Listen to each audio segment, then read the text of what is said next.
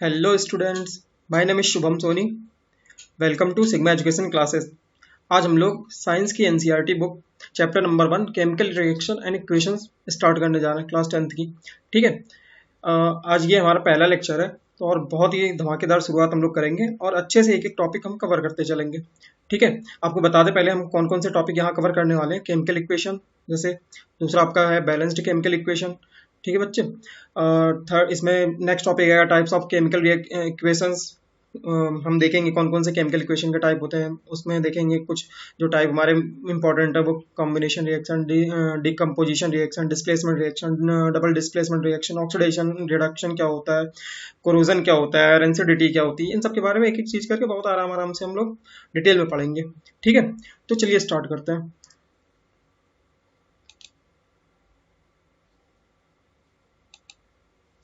Okay, सबसे पहले बात करते हैं केमिकल रिएक्शन एंड इक्वेशन की। अच्छा, आपकी जो एनसीईआरटी बुक है वहाँ पे एक बहुत अच्छी लाइन दे रखी है कि facts are not science as the dictionary is not literature. कह रहा है कि जैसे इसका मतलब क्या होता है, मैं वो समझाने की कोशिश करता हूँ। बहुत अच्छी लाइन लिखी हुई है। कह रहा है कि जैसे डिक्शनरी लिटरेचर नहीं होती, लिटरेचर की बुक नहीं होती, वैसे ही फैक्ट्स केवल साइंस नहीं होते। Facts are not science. ठीक है, ये बात समझने वाली है कि जैसे डिक्शनरी वो भी क्या है, शब्दों से भरे हुए होते हैं, तो जरूरी नहीं है हर डिक्शनरी की बुक को हम लिटरेचर बोल दें। वैसे ही क्या होता है, फैक्ट्स केवल साइंस नहीं होते। ठीक है। अच्छा, अब बात करते हैं। सबसे पहले हम देखेंगे कंसिडर द कुछ फैक्ट्स के बारे में पहले समझेंगे कि साइंस में हमें पढ़ना क्या क्या, केमिकल रिएक्शन के बारे में कैसे हम देखेंगे। What is chemical reaction and equation, क्या होता है, क्या है केमिकल रिएक्शन। ठीक है, सबसे पहले बात करते हैं।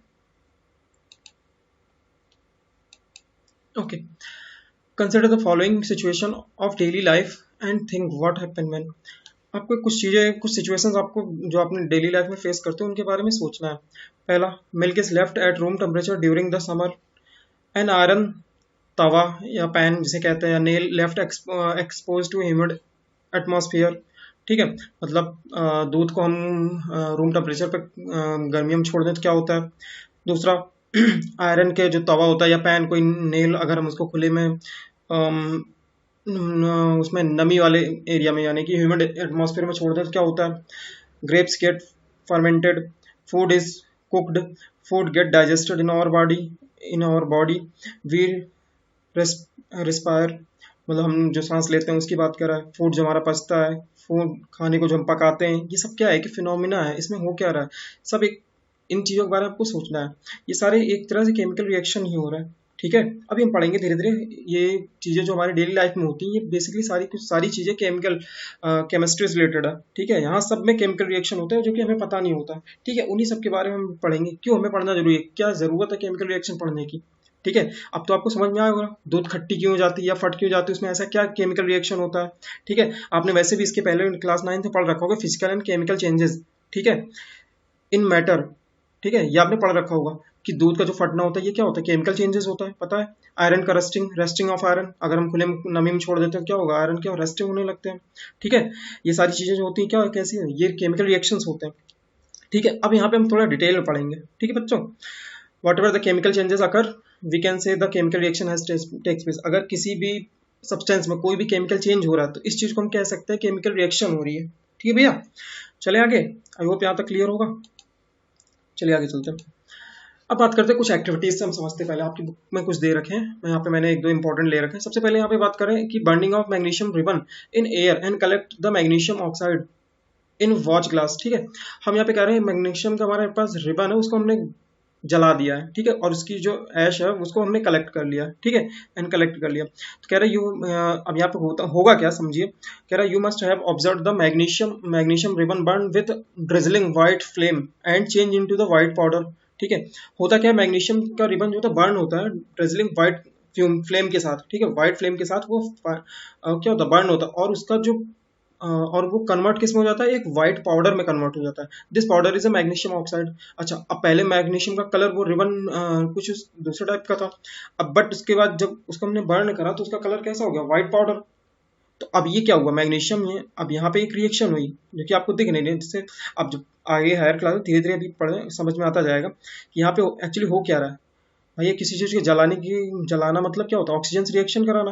तो यहाँ पे हो क्या रहा है कि मैग्नीशियम की जो ऑक्सीजन से रिएक्शन करा रहा है तो मैग्नीशियम ऑक्साइड बना रहा है, उसी का कलर है वाइट, वाइट पाउडर टाइप का, ठीक है। मैग्नीशियम ऑक्साइड ही वाइट पाउडर है। This powder is magnesium oxide. It is formed due to the reaction between magnesium and oxygen present in the air. ठीक, क्लियर? I hope clear. अब second यहाँ activity एक बात करते हैं। हम यहाँ पे क्या ले रहे हैं, यहाँ पे एक बीकर लिया हमने, इसमें क्या करा हमने, डाइल्यूट H2SO4 डाल दिया, ठीक है, ऑलरेडी भरा हुआ है। उसके बाद इसमें जिंक के कुछ ग्रेनुअल्स डाल दिए। अब इसमें हो गया formation of hydrogen gas by the action of dilute sulphuric acid. अब होगा क्या, जिंक जब H2SO4 से रिएक्शन करेगा तो वो हाइड्रोजन गैस फॉर्म होगी और ये यहाँ से निकलने की कोशिश करेगा, ठीक है। अब होगा क्या, फ्रॉम द अबव 3 यहाँ से जो हमारी एक्टिविटीज है उनसे हम कह सकते हैं यहाँ पे कुछ ना कुछ रिएक्शन होगी। अच्छा, यहाँ पे हाइड्रोजन गैस क्यों निकली, क्योंकि इनमें कुछ रिएक्शन हुआ, तभी तो यहाँ से इसमें हाइड्रोजन गैस निकली। ओके, अब यहाँ पे कह रहा है कि होता क्या है, कुछ चीजें जो समझने वाली बात है यहाँ पे, कि इन एक्टिविटीज से हमें समझ में क्या आता है कि following observation help to determine the whether chemical reaction has takes place. क्या, whether chemical reaction has takes place. हम इस चीज को डिटरमाइन करेंगे इन चीजों की हेल्प से, यानी इन एक्टिविटीज की हेल्प से हम ये चीज डिटरमाइन करेंगे कि केमिकल रिएक्शन हुआ या नहीं हुआ, ठीक है। जैसे पहला चीज, फर्स्ट जो है चेंज इन स्टेट हम देखेंगे, second change in colour, third evolution of gas, fourth change in temperature, ठीक है। ये चारों ऑब्जर्वेशन हमें, इन्हीं को हम ऑब्जर्व करके ही बता पाएंगे किसी सब्सटेंस या किसी का केमिकल चेंज हुआ कि नहीं, ठीक है, किसी सब्सटेंस का केमिकल चेंज हुआ कि नहीं, ठीक है। अब बात कर रहे हैं, as we observe the changes around us we can see that there is a large variety of chemical reaction taking place around us, ठीक है। कह रहा है कि जब हम ऑब्जर्व करेंगे चेंजेस अपने आसपास तो हमें देखने को मिलेगा बहुत सारे, एक लार्ज अमाउंट में large variety of chemical reaction हमारे आसपास होते रहते हैं। We will study about the various type of chemical reaction and their symbolic representation in the chapter। हम यहाँ पे उन्हीं के बारे में स्टडी करेंगे, ठीक है। सबसे बड़ी बात आपसे अगर कभी पूछ ले, ये यहाँ पे इंपॉर्टेंट बात है कि अगर कोई पूछे we can say that any other following observation, तो इसमें से हमें ये चार ही ऑब्जर्वेशन, पहली चीज तो हम देखें हमें पता कैसे चलेगा, या तो जो हमारा सब्सटेंस है उसका कलर चेंज हो जाएगा, या तो इसकी स्टेट चेंज हो जाएगी, या फिर कुछ गैस निकलेगी, या फिर उसका टेम्परेचर चेंज होगा। अगर ये चार चीजें होती हैं किसी सब्सटेंस या किसी के साथ, अगर उसमें कुछ चेंज, इन चीज़ों में चेंज होता है, स्टेट, कलर, या फिर कोई गैस इवॉल्व होती है उसका टेम्परेचर में, तो हम कह सकते हैं कि वहाँ पर कोई केमिकल रिएक्शन हुई है, ठीक है। आई होप क्लियर हो गया होगा। चले आगे। ओके, अब बात कर रहे हैं केमिकल इक्वेशन की, ठीक है भैया। अब बात करते हैं केमिकल इक्वेशन की। What is chemical equation? अब यहाँ पे समझने की वाली बात है, जैसे हमने अभी मैग्नीशियम रिबन का एग्जांपल लिया, magnesium ribbon is burn in oxygen, it gets converted to magnesium oxide. तो इस चीज को हम इस तरह भी लिख सकते हैं, मैग्नीशियम प्लस ऑक्सीजन, ये दोनों आपस में रिएक्ट करके क्या बना लिया, मैग्नीशियम ऑक्साइड। ये भी तो एक, यही चीज तो हम यहाँ पे बोल रहे हैं, इसी को हमने एक रिएक्शन के फॉर्म में लिख दिया एरो बना के कि ये मैग्नीशियम और ऑक्सीजन आपस में रिएक्ट करके मैग्नीशियम ऑक्साइड बनाए। अच्छा, अब एक चीज और बात, अब यहाँ पे पहले पढ़ते हैं क्या चीज है। व्हेन आपकी बुक में क्या कह रहा है, when a magnesium ribbon is burn into oxide it gets converted into, ये तो हमें पढ़ा। This description of chemical reaction in a sentence form is quite long. अच्छा, अब ये चीज हर जगह हम ये बोलना बार बार कि magnesium ribbon burn in oxygen and get converted into oxygen, ये बहुत लंबा होता है। तो इसको शॉर्टर फॉर्म में लिखने का एक सिंपलेस्ट वे तरीका होता है ये चीज, कि उनके नाम लिख दो, उनको प्लस करके ये दोनों ऐड होके ये बना लिए, ठीक है। अच्छा, अब आगे इससे भी सिंपलेस्ट फॉर्म, इसको अगर हम उसके नेम के फॉर्म में, वर्ड फॉर्म में लिख दें तो ये वर्ड इक्वेशन होती है, इसके कहते हैं। बट अभी भी ये केमिकल इक्वेशन है। बट आपने अभी आगे लास्ट ईयर पढ़ा होगा, लास्ट क्लासेस में, क्लास 9 में पढ़ा होगा, मैग्नीशियम को Mg से रिप्रेजेंट करते हैं, ऑक्सीजन को O2 होता है, ये सब तो आपको पता होगा ना। तो यहाँ से अगर इन्हीं को हम फर्दर इनके सिंबॉलिक फॉर्म रिप्रेजेंटेशन में लिख देते हैं तो वो क्या हो जाता है, केमिकल इक्वेशन हो जाता है, सिंपल सी बात है। अच्छा, अब यहाँ पे कुछ बातें और समझने की, रिएक्टेंट क्या होते हैं और प्रोडक्ट क्या होते हैं। कुछ बच्चों को ये नहीं समझ रहा कि reactant, what is reactant and ये क्या लिख रखा है सर। तो भाई सिंपल सी बात है, the substance that undergoes chemical reaction in the above reaction magnesium and oxygen are called reactant. Simple सी बात है, रिएक्शन जो दो चीजें या दो या दो से या एक या दो जो भी चीजें आपस में, जैसे यहाँ पे तो दो चीजें हैं, जैसे मैग्नीशियम एंड ऑक्सीजन, ये हमारे आपस में रिएक्ट करके क्या बना रहे हैं, मतलब रिएक्शन के पहले का ठीक है, जो सब्सटेंस है इनिशियली जो आपस में रिएक्ट कर रहा है उसको कहते हैं रिएक्टेंट कहते हैं। The substance that undergoes a chemical change, जो सब्सटेंस केमिकल चेंज होता है, जिसमें जो सब्सटेंस जो है केमिकल चेंज के प्रोसेस से गुजरता है, यानी कह लीजिए, या फिर ऐसा समझ लो कि जिस सब्सटेंस में केमिकल चेंज होता है उसे कहते हैं रिएक्टेंट। और जो फाइनली रिएक्शन होने केमिकल चेंज होने के बाद जो प्रोडक्ट हमें मिलता है, यानी कि ठीक है, जो प्रोडक्ट हमें मिलता है वो क्या होता है आफ्टर द केमिकल रिएक्शन, वो हम क्या कहते हैं, उसे प्रोडक्ट कहते हैं। कह रहा द न्यू सब्सटेंस, जैसे फॉर एग्जांपल इस केस में क्या होगा, मैग्नीशियम एंड ऑक्सीजन क्या होगा, हमारा रिएक्टेंट है। और जो MgO है, ठीक है, मैग्नीशियम ऑक्साइड, ये हमारा क्या है, प्रोडक्ट होगा। ठीक है, अब कह रहा word equation source change of reactant to product through arrow placed between them. अच्छा, इसको लिखने का एक चीज ध्यान रखिए आप लोग बच्चों, एक तरीका होता है वर्ड इक्वेशन, जब भी हम रिएक्शन लिखते हैं उनमें ये होता है कि जो रिएक्टेंट और प्रोडक्ट बीच में हम एरो से दिखाते हैं, और एरो का जो निशान होता है, यानी कि जो एरो इंडिकेट कर रहा है वो रिएक्टेंट टू प्रोडक्ट की तरफ उसका, ठीक है, इंडिकेशन होता है। ठीक, अब आगे चलते हैं। अब कह रहा था reactant are written in left side. अच्छा, ये भी ध्यान रखने वाली बात कि रिएक्टेंट जो होते हैं उन्हें लेफ्ट में लिखा जाता है, और प्रोडक्ट जो भी हमारा चीज होता है, प्रोडक्ट जो भी बनता है हमारा, उस चीज को क्या रखते हैं, हम राइट साइड में लिखते हैं। ठीक है, ओके। और जो भी अगर एक रिएक्टेंट है हमारे, ठीक है, अगर एक है तो एक लिखेंगे, अगर एक से ज्यादा रिएक्टेंट या प्रोडक्ट है तो उनको हम प्लस के फॉर्म में लिखेंगे। ठीक है, यहाँ पे वही बातें समझाई गई है कि the reactant is written in left side LHS with plus sign between them, and similarly product also written on the RHS with plus sign between them. ठीक है, the arrow head point towards the product and so the direction of the reaction. ठीक है, मैंने बताया ना कि ये जो एरो का जो डायरेक्शन है, ये पॉइंटर होगा, ये किसके टुवर्ड्स होगा, from reactant to product. Okay, clear? ठीक है, आई होप क्लियर, समझ में आ गया केमिकल इक्वेशन क्या होती है। ये एक सिंबॉलिक रिप्रेजेंटेशन होता है, क्योंकि भाई बार बार हम लैंग्वेज के फॉर्म में नहीं लिख सकते ना, बहुत लंबा हो जाएगा। तो इसको शॉर्ट फॉर्म में लिखने के लिए, अपने कंपैटिबिलिटी के लिए, यानी कि अपने आसानी के लिए, हम एक इस तरह से एक सिंबॉलिक मैथमेटिकल कह लीजिए कि इक्वेशन के फॉर्म में लिखने लगे। ठीक है, पहले तो हमने वर्ड फॉर्म में लिखना स्टार्ट करा, बट इससे भी अभी भी ये लेंदी है, तो हम इसको सिंबॉलिक फॉर्म में, अब मैग्नीशियम का Mg लिख के, आपको सिंबल्स पता होंगे, आपने लास्ट क्लास 6, 7, 8 में पढ़ा होगा। ठीक है, अब चलते हैं आगे। अब बात करते हैं राइटिंग ऑफ केमिकल इक्वेशन। कैसे केमिकल इक्वेशन को हम लिखते हैं, तो कह रहा है कि वही chemical equation can be made more conscious and useful if we are using chemical formula instead of word. ठीक है, मैंने ये तो ऑलरेडी बता ही रखा कि भाई केमिकल वर्ड्स के स्थान, उसके केमिकल फॉर्मूला में वर्ड्स के जगह पे हमें अगर उसका सिंबल यूज करें तो ज़्यादा बेनिफिट होगा, और ज़्यादा इजी होगा समझना, और ज़्यादा चीज़ें हम वहाँ पे मेंशन कर सकते हैं, मतलब बहुत सारी चीज़ें हम यहाँ से इंफॉर्मेशन इसके साथ दे सकते हैं। ठीक है, और स्पेस भी कम लगेगा।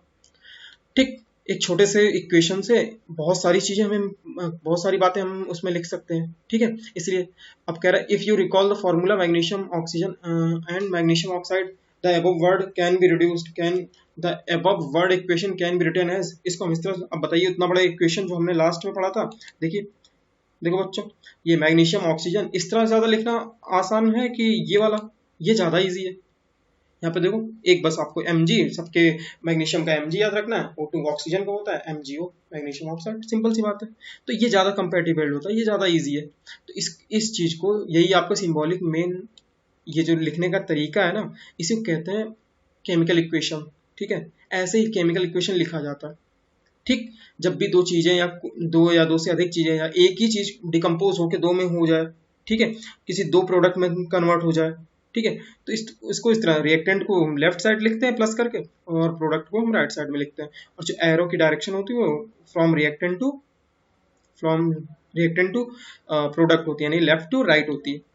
अब बात करते हैं काउंट। अब यहाँ पे कुछ बातें हैं, पॉइंट्स हैं। Count and compare the number of atom of each element on LHS and RHS of the arrow if number of atom of each element is same both side, if same side, if yes then the equation is balanced। अच्छा, एक चीज और बात यहाँ पे समझने वाली बात है, कई बार पूछता है कि बैलेंस्ड इक्वेशन क्या होती है। तो अगर हम ये सबसे पहले काउंट करना, इधर मैग्नीशियम के कितने एटम है, 1, इधर इस साइड राइट साइड 1, यहाँ पे ऑक्सीजन के कितने एटम, 2, इधर 1, तो क्या नंबर ऑफ जितने भी इधर एटम हैं लेफ्ट साइड, क्या उतना ही राइट साइड में भी है? यस और नो? नो।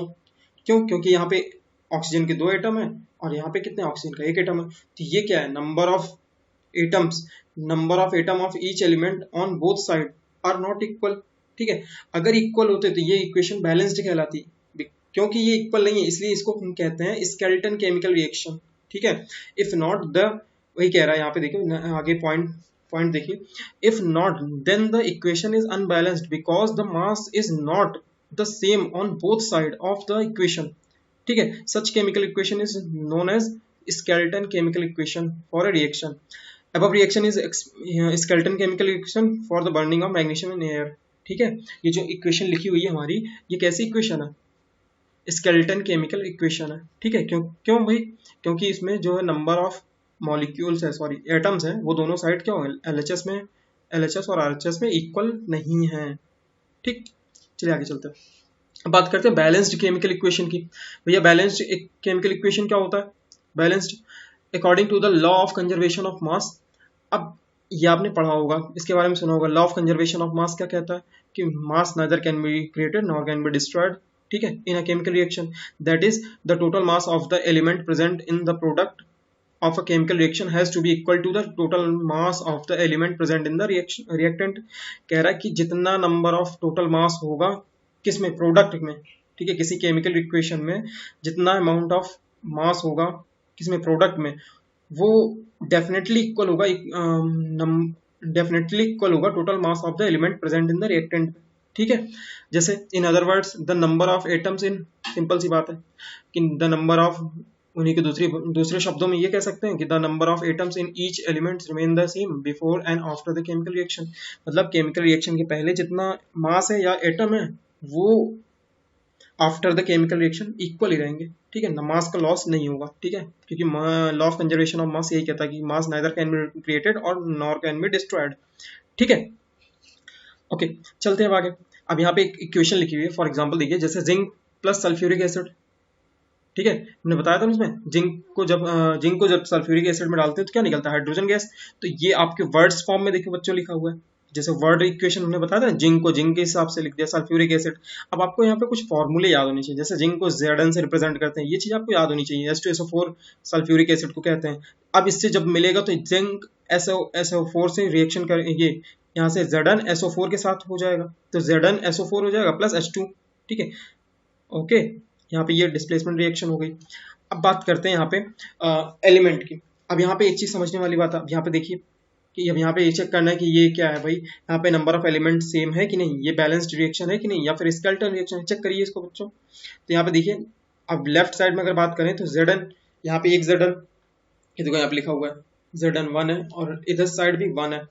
हाइड्रोजन यहाँ पे 2 है, इधर भी 2 है। ठीक, 2 2। यहाँ पे S sulphur is 1, sulphur is 1 1 1। O oxygen is 4, oxygen is 4। Then number of atoms in reactant equals to number of atoms in product. Number of atoms in reactant equals to number of atoms in product. Then this equation is known as balanced equation. ठीक है, आई hope clear हो गया। क्यों भैया balance है? क्योंकि इसके दोनों तरफ जितने नंबर ऑफ एटम्स है वो क्या है? इक्वल है। ठीक, चले आगे।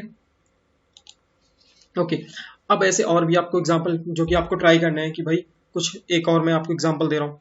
ठीक है, जैसे सपोज फेस, यहाँ पे आयरन है, आयरन की जब वाटर से रिएक्शन करा देती है तो Fe3O4 बनता है, Fe3O4। ठीक, अब यहाँ बात करना है, अब इसको बैलेंस करना है। पहले तो यहाँ पे Fe1 है, यहाँ पे Fe1। ठीक है, H यहाँ पे 2 है, यहाँ पे 2 है, O यहाँ पे 1 है, यहाँ पे 4 है। तो ऑब्वियस सी बात, ये अनबैलेंस इक्वेशन यानी स्केलेटन केमिकल इक्वेशन है, तो इसको हमें बैलेंस करना है। कैसे करेंगे? सबसे पहले हम बात करेंगे क्या, सबसे पहले हम यहाँ पे देखेंगे क्या, एक एक करके हम चीजें बैलेंस करेंगे। आप ध्यान से स्टेप यही फॉलो करना। सबसे पहले हम यहाँ बात करेंगे, एक मिनट, ओके, सबसे पहले हम यहाँ पे किसको बैलेंस करेंगे? ध्यान से देखिए, ऑक्सीजन को। ऑक्सीजन इधर क्या है? 4 है, और यहाँ सॉरी इस साइड जो है यहाँ पे 4 है, यहाँ पे 1 है। तो हमने इधर अगर इसमें यहाँ पे हम 4 से मल्टीप्लाई कर दें, देखो तो यहाँ पे क्या हो गया? 4 ऑक्सीजन अब हो गए, बट यहाँ पे बढ़ कितने? 4 2 8 हाइड्रोजन हो गए। ठीक, अब इधर 8 हाइड्रोजन हो गया, बट यहाँ पे देखिए ध्यान से, 8 हाइड्रोजन हमारे पास बढ़ गए। अब इधर 8 हाइड्रोजन हो गया, यहाँ पे 4 हाइड्रोजन है। अब नेक्स्ट स्टेप में क्या करेंगे, अगर यहाँ 4 से मल्टीप्लाई कर दें इस वाले स्टेप में तो क्या हो जाएगा, यहाँ पे 8 हाइड्रोजन बैलेंस हो गए।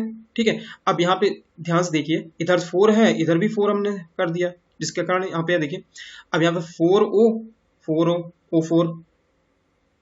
4 ऑक्सीजन के एटम। Fe के कितने हैं, अभी यहाँ पे 1 है, Fe 3 है। अभी हम Fe की बात लास्ट में करेंगे। अब यहाँ पे हाइड्रोजन कितने हैं, 8 हाइड्रोजन, यहाँ पे 8, दोनों चीजें ऑक्सीजन और हाइड्रोजन बैलेंस हो गए। अब लास्ट में क्या करेंगे, यहाँ पे 3 क्या है, Fe है, तो यहाँ पे 3 हम Fe यहाँ पे 3 लगा दिया हमने, तो क्या हो गया, अब 3Fe plus 4H2O plus Fe3O4 plus 4H2। ऐसे ही सबसे पहले O हमने बैलेंस करा, फिर H करा यहाँ पे, और यहाँ पे हमने लास्ट में क्या करा, जो हमारा मेन एटम था इसमें Fe, यानी कि आयरन हमने कर लिया। ठीक है, अब यहाँ पे सबसे और लास्ट 4th स्टेप में हम क्या करते हैं, writing symbol of physical state. बहुत सारी जगह फिजिकल स्टेट लिखी जाती है, जैसे अब यहाँ पे बात है कि जो हमारा आयरन होता है वो सॉलिड स्टेट में होता है, H2O, यहाँ पे गैसियस या स्टीम उसमें होगा, इसलिए यहाँ पे गैसियस लिख रखा है। और ये हमारा जो हेमेटाइट या मैग्नेटाइट जो भी है ये, ठीक है, ये क्या है, हमारा सॉलिड स्टेट में है। और यहाँ पे 4H2 यानी कि हाइड्रोजन जो हमारा गैस है, ये हमारा गैसियस स्टेट में। ठीक है, अब यहाँ पे बात कर रहा है कि the number of atom of elements, the number of atoms of elements on both side of equation are equal. This equation is now balanced. This method is known as, this method of balancing chemical equation is called hit and trial method.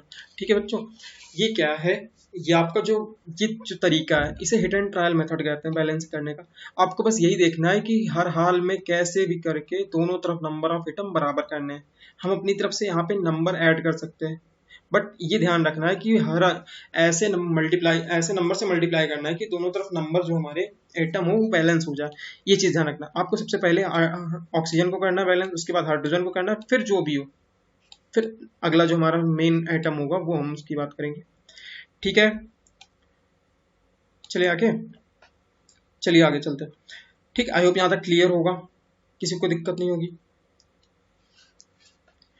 अब बात करते हैं note that. अब यहाँ पे कह रहा है कि कुछ पॉइंट्स हैं कि द सिंबल्स, जैसे गैस यहाँ पे लिखा है G is used with water is indicate that reaction water is used in form of steam. अच्छा, अगर वाटर के साथ, अब बहुत बच्चे यहाँ पे इस वाले उसमें कन्फ्यूज कि सर यहाँ पे वाटर के बगल में गैस कैसे लिख दिया, वाटर गैसियस स्टीम थोड़ी होता, लिक्विड होना चाहिए, बट वाटर गैसियस स्टीम के फॉर्म में अगर यूज हो रहा तो उसे वहाँ पे हम इसलिए G लिखेंगे। ठीक है, अब कह रहा है कि ओके, यहाँ तक समझ में। अब नेक्स्ट बात करते हैं, usually physical state are not mentioned in chemical equation unless it is necessary. अच्छा, ये फिजिकल स्टेट लिखना क्या सर जरूरी है, तो नहीं, कोई जरूरी नहीं। कुछ जगह जहाँ कभी कभी लिखना पड़ता है, अदरवाइज जहाँ जरूरत होती है, अदरवाइज हर जगह नहीं लिखना होता। ठीक है, आप नहीं लिखेंगे तो भी कोई दिक्कत नहीं है। अच्छा, sometime the reaction such as temperature, pressure, catalyst, ये सारा कुछ मेंशन होता है उसके इंडिकेटर अबव द और बिलो द एरो। ठीक है, ये भी ध्यान रखने वाली बात है। जैसे बहुत सारी रिएक्शन होते हैं जहाँ पे ये ATM लिखा है, इसका मतलब ये क्या है, प्रेशर। कुछ ऐसे रिएक्शन होंगे जिसमें CO2 प्लस ये वाटर रिएक्शन आपस में करके सनलाइट या क्लोरोफिल, ये हमारे फोटोसिंथेसिस की रिएक्शन है जहाँ पे ग्लूकोज बनता है, जिससे पेड़ पौधे हमारे क्या खाना बनाते हैं अपना। ठीक है बच्चों, तो यहाँ पे क्या है कि तो ये भी ध्यान रखना कुछ इक्वेशन में, तो ये मत आप परेशान हो जाना कि ये एरो के ऊपर क्या लिख रखा है। ये प्रेशर, ये जो 340 ATM है ना, ये प्रेशर की यूनिट होती है। ये बता बस ये रहा है कि ये कार्बन मोनोऑक्साइड और ये जो हमारा हाइड्रोजन गैस है, ये इस प्रेशर पे आपस में रिएक्ट करते हैं। और इस वाले सेकंड वाले रिएक्शन में क्या है कि ये जो 6 कार्बन डाइऑक्साइड है और ये 12 वाटर के मॉलिक्यूल, ये सनलाइट की प्रेजेंस में, क्लोरोफिल की प्रेजेंस में ही ये आपस में रिएक्ट करते हैं। ठीक है, ओके, क्लियर। ठीक है बच्चों, चले आगे चलते हैं। आई होप यहाँ तक क्लियर हो गया। अब बात करते हैं टाइप ऑफ केमिकल रिएक्शंस की। अब सबसे पहले बात करेंगे टाइप ऑफ केमिकल रिएक्शन की। Chemical reaction involve in breaking and making the bond between the atoms and produce a new substance. अच्छा, सिंपल सी बात, एक चीज तो समझ में आ रहा होगा कि कुछ बॉन्ड स्टार्टिंग में क्या होता है, रिएक्टेंट के बॉन्ड आपस में ब्रेक होते हैं, उसके बाद नए जो बॉन्ड होते हैं प्रोडक्ट में जाके बनते हैं। तो सिंपल सी बात है, केमिकल रिएक्शन में क्या इन्वॉल्व होता है, breaking and making the bond, new bonds. ठीक है, बॉन्ड टूटते हैं आपस में और नए बॉन्ड बनते हैं, जिसके कारण एक नया सब्सटेंस प्रोड्यूस होता है। ठीक है, तो अब ये रिएक्शन कितने तरह के होते हैं भाई, सबसे पहली बात तो अब सबसे पहले हम एक एक करके रिएक्शन आपको देखेंगे। जैसे हमने बता रखा आपके सिलेबस में तीन ही चार दे रखे हैं, बाकी और आगे हायर क्लासेस में है। आप जब 9th 11th 12th में जाएंगे तो वहाँ पे आगे पढ़ेंगे।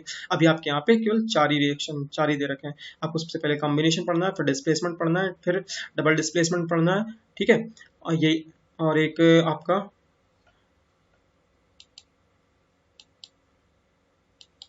ओके एक आपका डिकम्पोजिशन है, सॉरी, ठीक है। अब बात करते हैं calcium oxide reacts vigorously with water to produce slake lime, ठीक है। स्लेक लाइम होता है कैल्शियम हाइड्रोक्साइड, ठीक है। Released a large amount of heat, यहाँ पे कह रहा है कि CaO जो हमारा क्विक लाइम है, ठीक है, क्विक लाइम वाटर के साथ जब रिएक्शन करते हैं तो क्या बनाता है, कैल्शियम हाइड्रोक्साइड बनाता है, यानी slack lime plus heat evolve होती है। अच्छा, हीट अगर निकल रही है किसी भी रिएक्शन में, एक चीज आप ध्यान रखो, हीट अगर कहीं किसी भी रिएक्शन में निकल रही है, इवॉल्व हो रही है, तो ऐसे रिएक्शन कहते हैं एक्सोथर्मिक रिएक्शन, ठीक है बच्चों। अब यहाँ पे कह रहा है, यहाँ पे ध्यान से सुनने वाली बात है। इन दिस रिएक्शन हो क्या रहा है, calcium oxide and water combine to form a single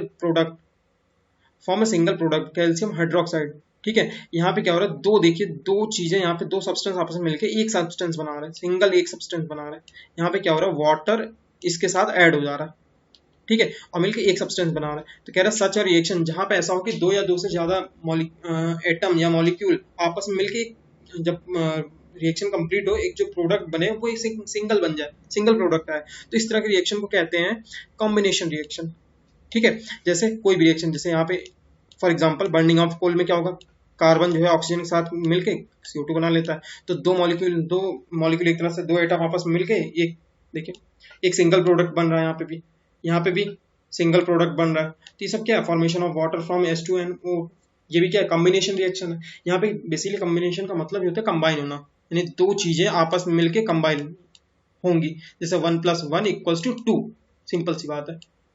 ऐसे ही कुछ समझने वाली बात है कि दो चीजें आपस में जुड़ रही हैं और वो मिलके एक सिंगल प्रोडक्ट बना रही हैं, ठीक है भैया। ठीक है बच्चों, चले आगे। आई होप यहाँ तक क्लियर होगा आप लोग को, कोई दिक्कत नहीं, कोई परेशानी नहीं। अब कह रहा है in simple language we can say, अब यहाँ सिंपल जो मैंने अभी बात बोली वही कह रहा है कि आसान भाषा में कहें तो व्हेन टू और more substances combine to form a single product the reaction is are called the combination reaction, ठीक है। ऑब्वियस बात क्लियर है कि जब दो या दो से अधिक सब्सटेंस या एलिमेंट कंपाउंड कुछ भी आपस में कंबाइन करके एक सिंगल प्रोडक्ट बनाते हैं तो ऐसे रिएक्शन क्या कहते हैं, कॉम्बिनेशन रिएक्शन कहते हैं। उसके बाद reaction in which the heat released, मैंने बताया ना कि ऐसे रिएक्शन जिसमें हीट रिलीज होती है उसे कैसे कहते हैं, उसे reaction in which heat released along with the formation of product के बनने के साथ ही साथ अगर किसी भी रिएक्शन, केमिकल रिएक्शन में अगर हीट रिलीज होती है तो उस रिएक्शन कहते हैं एक्सोथर्मिक केमिकल रिएक्शन, ठीक है, ये ऑलरेडी मैंने बता रखा है। और अगर किसी जो हमारे रिएक्शन है उसमें हीट एब्जॉर्ब होती है तो उसे कहते हैं एंडोथर्मिक रिएक्शन। ये अभी आपके यहाँ पे है नहीं, ये आगे आपको मिलेंगे आगे अभी चैप्टर्स में, ठीक है, बस आपको ध्यान रखना। तो ये चीज ध्यान रखना, ये वेरी इंपॉर्टेंट, ये इंपॉर्टेंट है, आपको ध्यान रखना है कि एक्सोथर्मिक और एंडोथर्मिक रिएक्शन क्या होते हैं, आपको ध्यान रखना है, ठीक है। अब इसके आपको एक्सोथर्मिक का सीधा सीधा मतलब याद रखो, एक्सो मतलब बाहर निकलना, हीट का निकलना, ये चीज ध्यान रखना, ऐसे करके याद कर लो, एक्सो मतलब बाहर निकलना, एक्सो, ठीक है। अब यहाँ पे क्या है, अब जैसे पहला फर्स्ट इसका एक और एग्जांपल आप लोग देखिए, बर्निंग ऑफ नेचुरल गैस, ठीक है, जैसे कार्बन, ये क्या मेथेन गैस है, मेथेन को जब हम ऑक्सीजन गैस से रिएक्शन कराते हैं तो क्या बनता है, कार्बन डाइऑक्साइड बनाता है और क्या वाटर बना लेता है और large amount of heat evolve होती है, ठीक है। अब उसके बाद एक चीज आपसे पूछ रहे हैं कि भाई जो हम रेस्पिरेशन हमारा होता है क्या वो एक्सोथर्मिक होता है, बिल्कुल होता है। आपको पता होगा कि रेस्पिरेशन हम क्या होता है, अब यहाँ पे कुछ पॉइंट है, पढ़िए इसको। कह रहे हैं we know that we need energy to stay alive, भाई हमें जीवित रहने के लिए खाने की जरूरत होती है, तो ये we get this energy from the food, और ये एनर्जी हमें कहाँ से मिलती है, खाने से मिलती है, ठीक है। During the digestion food is broken down into simpler substance, जो हमारा फूड होता है वो सिंपलर सब्सटेंस में ब्रोक हो जाता है, यानी ब्रेक कर जाता है। For example rice, potato, bread contain carbohydrate, ये सब में क्या होता है, हमारे राइस, पोटैटो, इन सब में क्या कार्बोहाइड्रेट होता है, these carbohydrates are broken down to form glucose, ये कार्बोहाइड्रेट जब आप ब्रेक करते हैं तो क्या बनाते हैं, ग्लूकोज बनाते हैं, ठीक है। और this glucose combine with oxygen in the cell of our body and provide energy, ये ग्लूकोज क्या करते हैं, हमारे ऑक्सीजन के साथ कंबाइन करके हमारी बॉडी में, हमारी जो बॉडी के सेल हैं उनको क्या एनर्जी प्रोवाइड करते हैं। The special name of this reaction is known as respiration. इसी को कहते हैं क्या, रेस्पिरेशन, रेस्पिरेटरी रिएक्शन कहते हैं। ठीक है, ये वेरी इंपॉर्टेंट रिएक्शन, ये और फोटोसिंथेसिस वेरी वेरी इंपॉर्टेंट। यहाँ पे ध्यान रखना कि जैसे यहाँ मैंने बताया ना कि क्या होता है, ग्लूकोज जब हमारे ऑक्सीजन के साथ रिएक्ट करता है क्या 6CO2 बनाता है और क्या बनाता है, वाटर बनाता है प्लस एनर्जी रिलीज करता है। ठीक है, इसी की हमें जरूरत होती है, हमारे सेल से हो जाता है, हमें एनर्जेटिक हम फील करते हैं। ठीक है बच्चों, क्लियर?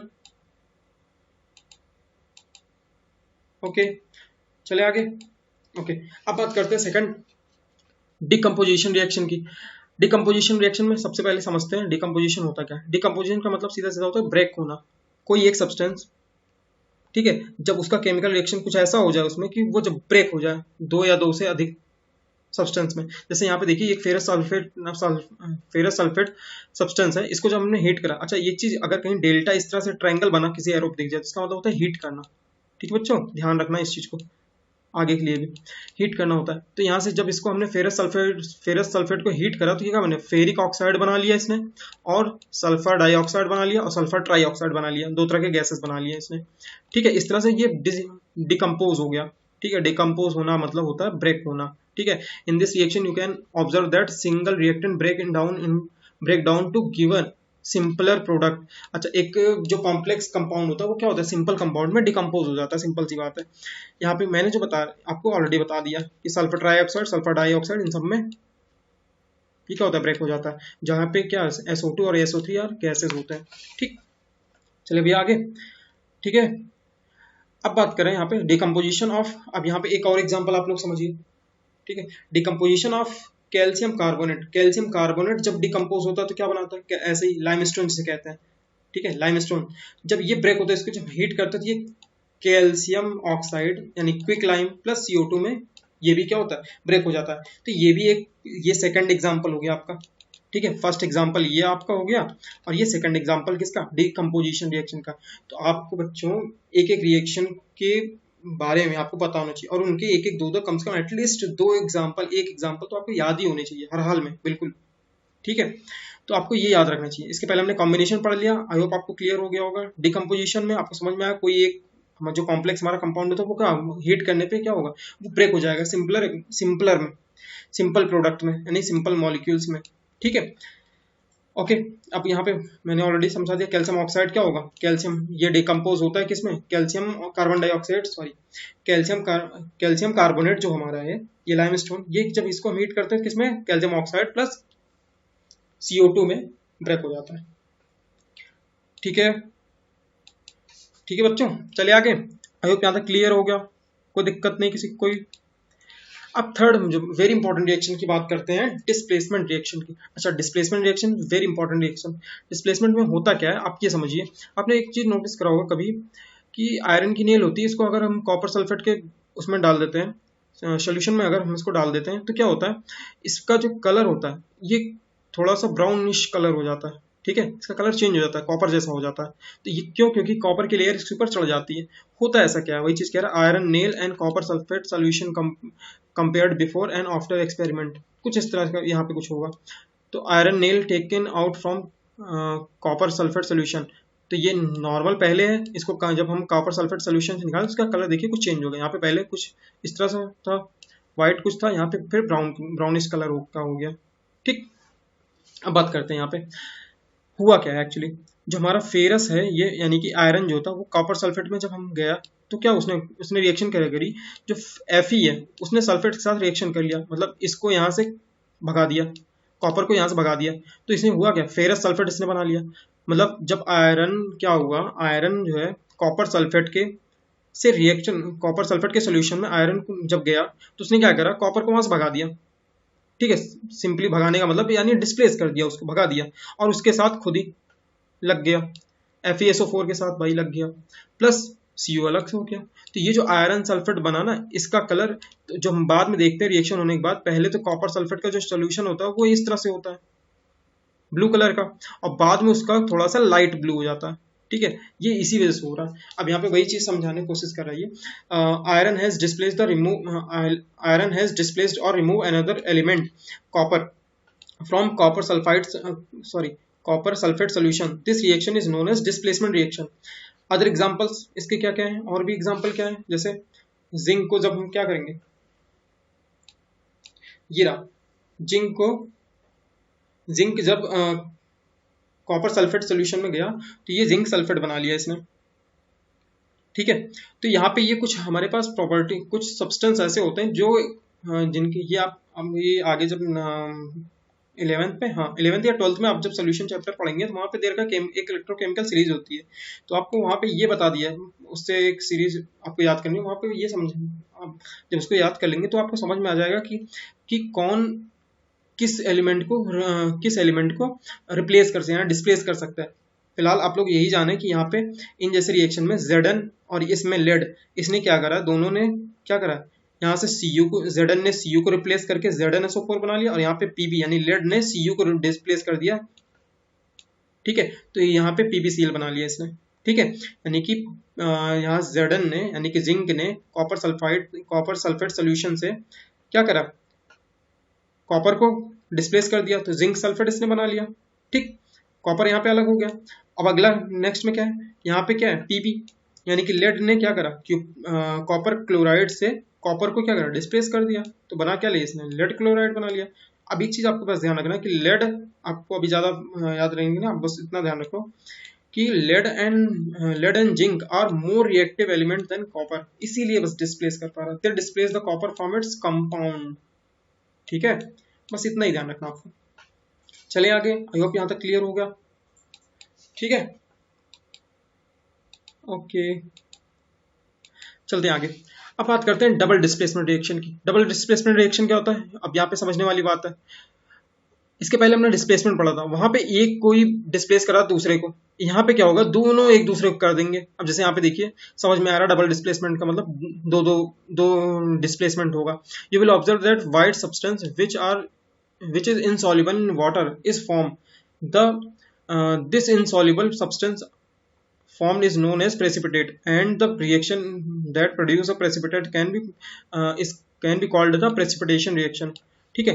ये अभी बात की बात है, पहले समझते हैं। यहाँ पे होता क्या है, कह रहा है कि देखिए यहाँ पे Na2 सोडियम सल्फेट है प्लस बेरियम क्लोराइड, इस पे जब रिएक्शन कराएगी तो सोडियम क्या बन गया, सोडियम क्लोराइड बन गया, और ये बेरियम सल्फेट, यानी कि ये भाई साहब इनके साथ चल दिए और ये भाई साहब इनके साथ निकल लिए, ठीक है।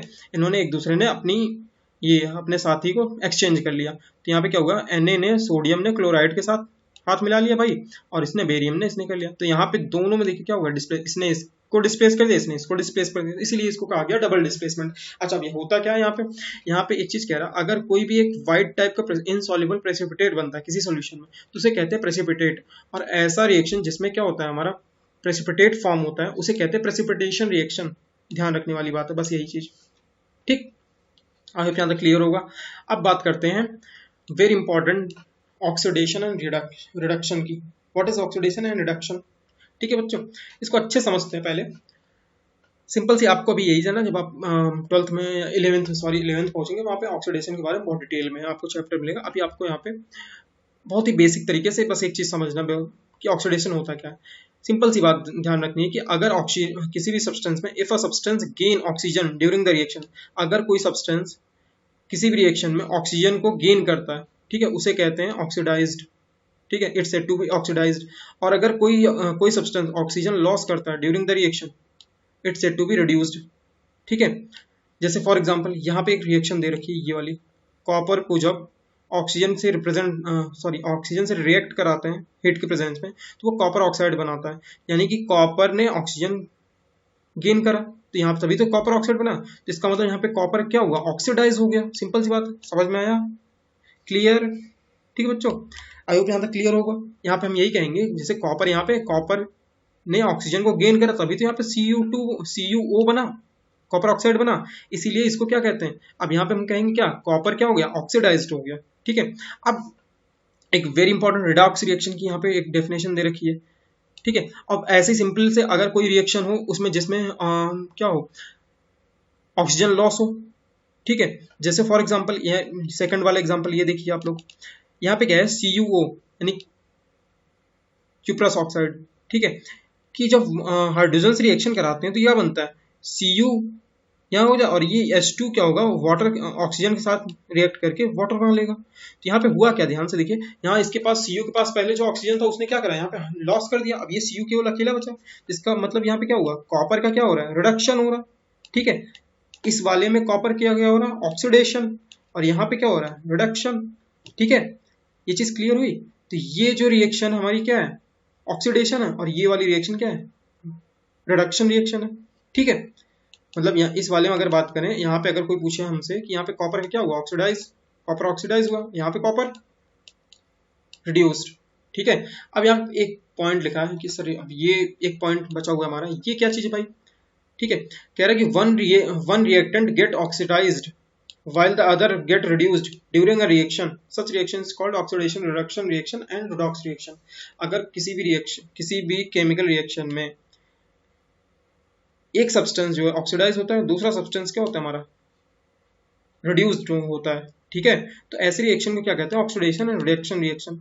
ठीक है, ठीक है, फॉर एग्जांपल जैसे आप यहाँ पे देखो, यहाँ पे कॉपर का क्या हो रहा है, रिडक्शन हो रहा है, बट यहाँ पे हाइड्रोजन क्या हो रहा है। अब हाइड्रोजन के अगर रिस्पेक्ट में यहाँ बात करें, हाइड्रोजन के पास क्या था, हाइड्रोजन तो यहाँ पे अकेला था, बाद में उसने क्या करा, हाइड्रोजन ऑक्सीजन गेन कर लिया। तो ये क्या हो गया भैया, तो यहाँ पे हाइड्रोजन के पास क्या हुआ, हाइड्रोजन ने ऑक्सीजन गेन करा, तो हाइड्रोजन में क्या हुआ, ऑक्सीडेशन हो गया। भाई हाइड्रोजन का ऑक्सीडेशन मतलब ऑक्सीजन इसके साथ ऐड हुआ है ना, तो हाइड्रोजन के साथ ऑक्सीजन तभी तो वाटर बना। तो इस वाले रिएक्शन को देखें, अगर ये एक स्पेशल रिएक्शन है, ये ऑक्सीडेशन रिएक्शन, ये एक रिडॉक्स रिएक्शन है भाई, ये भी एक रिडॉक्स, ध्यान समझने वाली बात है। यहाँ पे कॉपर का क्या हो रहा है भाई, कॉपर का रिडक्शन हुआ क्योंकि इसके पास ऑक्सीजन लॉस कर दिया, यहाँ पे वाटर ने इसको गेन कर लिया, तो वाटर का ऑक्सीडेशन होगा, सिंपल सी बात। एज एक दो और एग्जांपल है, आप याद कर लीजिए इसको, ZnO प्लस कार्बन इक्वल, ये एरो क्या है, Zn प्लस CO। तो यहाँ पे Zn ने क्या करा, अपना ऑक्सीजन का एटम लॉस करा, तो इसने यहाँ पे क्या हुआ, Zn का क्या हुआ, रिडक्शन हुआ, और कार्बन ने गेन कर लिया, तो कार्बन का क्या होगा, ऑक्सीडेशन। तो ये क्या है, रिडॉक्स रिएक्शन। ठीक है, यहाँ पे Mn का ऐसे ही है, Mn के साथ O है, यहाँ पे देखिए MnCl बना लिया इसने, तो Mn ने क्या करा, अपना O ऑक्सीजन को लॉस कर दिया, तो यहाँ पे क्या हुआ, Mn का क्या हो गया, रिडक्शन हो गया। ठीक है, क्लियर। और यहाँ पे हाइड्रोजन का क्या हो गया, ऑक्सीडेशन, वाटर बना लिया इसने। आई होप यहाँ तक क्लियर होगा, बहुत ही आराम आराम समझा रहा हूँ बच्चों। ठीक है, आई होप यहाँ तक क्लियर। चले आगे, आपका इसके बाद अब ये लास्ट टॉपिक है आपके चैप्टर का, आपके फर्स्ट चैप्टर, ये लास्ट टॉपिक है थ्योरी का जो भी है। इसके बाद पहले इसको कंप्लीट करते हैं, फिर बात करते हैं। अब कह रहा है कि the effect of oxidation and reduction in everyday life. अरे अब आपको कुछ इफेक्ट आपको डेली जो आपके एवरीडे लाइफ होते हैं उसमें देखना है कि ऑक्सीडेशन रिएक्शन की पढ़ने की क्या जरूरत है भाई, इसका काम क्या है, क्यों इसको पढ़ना पड़ा हमें, क्या इफेक्ट होते हैं, इसके प्रभाव क्या क्या है भाई। तो सबसे पहले जो चीज इफेक्ट आता है वो होता है कोरोजन, और दूसरा होता है रेंसिडिटी। सबसे पहले हम बात करेंगे कोरोजन। What is corrosion. आपने देखा होगा कि जब हम आयरन को खुले में रख देते हैं जहाँ पे नमी होती है, यानी कि ह्यूमिड एटमॉस्फेयर होता है, तो क्या होता है, धीरे धीरे रस्टिंग होने लगती है, और आयरन जो है वो खराब होने लगता है, धीरे धीरे उसका कलर थोड़ा सा ब्राउन होने लगता है। ठीक है, ब्राउन होने लगता है। तो कह रहा है कि when a metal is attacked by substance around it such as moisture acid, it said to corrode and this process is called corrosion. Simple सी बात कह रहा है कि अगर कोई मेटल के ऊपर मॉइस्चर हो जाए या फिर एसिड पड़ जाए जिसकी वजह से वो कोरोड होने लगे, यानी कि उसको क्षरण होने लगे, जिसको कहते हैं, यानी वो खराब होने लगे, इस प्रोसेस कहते हैं कोरोजन। और ये the black coating on silver, simple सी बात है, जैसे सिल्वर में जब जैसे आपको पता है कि जब लोहे में जंग लगती है उसका कलर कैसा हो जाता है, ब्राउन कलर का हो जाता है। वैसे सिल्वर में जब लगती है तो वो सिल्वर में जब सिल्वर का कोरोजन होता है तो वो ब्लैक कलर का हो जाता है। ठीक है, और जो जब जैसे आपने देखा होगा घरों में जो कॉपर के बर्तन होते हैं उनमें जब कोरोजन होता है तो वो ग्रीनिश कलर के हो जाते हैं। ध्यान रखना, ये बहुत बार पूछता है कि जब इसमें कॉपर का ऑक्साइड बनता है तो वो कैसा ग्रीन कलर का होता है, ये ध्यान रखने वाली बात है। ठीक है, तो ये सब क्या एग्जांपल है, ये सब एग्जांपल है कोरोजन के। Corrosion causes a damage to car bodies, bridges, iron railing, बहुत सारी चीजें होती हैं, ships to all object made of metal. Corrosion से बहुत ज्यादा डैमेज होता है, कार की बॉडी कहीं भी थोड़ा सा पेंट हट गया तो वहाँ पे क्या कोरोजन होना, धीरे धीरे पूरी बॉडी कार की खराब हो जाती है, ब्रिजेस खराब हो जाने लगते हैं, उनमें पूरी जंग लग जाती है, बहुत सारी दिक्कतें होती है। Corrosion of iron is a serious problem. ठीक है, ये बहुत बड़ा प्रॉब्लम है क्योंकि इसी वजह से हमें हर साल क्या है, enormous amount of money spend करनी पड़ती है उसका डैमेज को खत्म करने के लिए। जैसे कोई ब्रिज है उसमें क्या होता है, अगर हम बार बार उसकी नई पेंटिंग वगैरह हर चीज उसमें करेंगे तो क्या होगा, कोरोड होगी, कमजोर हो जाएगी और बहुत बड़ा एक्सीडेंट होने का खतरा रहता है। इसलिए क्या है, ये बहुत सीरियस प्रॉब्लम होती है corrosion, this is not a good thing. ठीक है, अब बात करते हैं रेंसिडिटी की। What is density? मैंने यहाँ पे बहुत अच्छा सा समझने के लिए आपके लिए यहाँ पे एक फिगर निकाला है, आप इसको देख के आराम समझ जाएंगे। पहले पढ़ते हैं क्या चीज़ है। कह रहे when fat and oil are oxidised they become rancid and their smell and taste changes. आपने घरों में देखा होगा कि कह रहा है कि सिंपल पहले समझते हैं, फिर एक कोई कॉमन सा एग्जांपल लेते हैं। कह रहे हैं कि when fats and oil are oxidised, जब जैसे हमने पढ़ा कि मेटल्स ऑक्साइड होते हैं, सॉरी सब्सटेंसेस ऑक्साइड हो जाते हैं, वैसे क्या होता है फैट और ऑयल भी ऑक्सीडाइज होते हैं। ठीक है, जब वे ऑक्सीडाइज होते हैं तो क्या होते हैं, they become rancid and their smell and taste changes. वो क्या होते हैं, उनके उनके स्मेल और क्या होता है उनका जो टेस्ट होता है वो भी चेंज हो जाता है। जैसे एक दो बार अगर हम आपको घरों में देखें, अगर घरों में जो हम एक दो बार कोई भी रिफाइन ऑयल हो या कोई भी चीज़, इसमें एक दो बार अगर हम कुछ भी घरों में जैसे पूड़ी या कुछ भी छान ले, उसके बाद जो तेल बचा होता है उसको, उसके बाद वो एक तरह से वो रेंसिड ही हो जाता है, उसको दोबारा यूज करना उतना प्रेफरेबल नहीं होता। ठीक है बच्चों, तो उसी चीज को कह रहा है। अब कह रहा है जैसे फॉर एग्जांपल आपको समझाते हैं, usually substances which prevent the oxidation, तो इसी चीज को प्रिवेंट करने के लिए, ऑक्सीडेशन को प्रिवेंट करने के लिए एंटीऑक्सीडेंट का यूज करा जाता है to edit food for contaminating fat and oil. ठीक है, containing fat and oil, sorry. ठीक है, तो कह रहा है कि ऐसे ऐसे substance, usually substance which prevent oxidation, ठीक है, are added to food containing fat and oils. ठीक है, ओके, क्लियर। Keeping the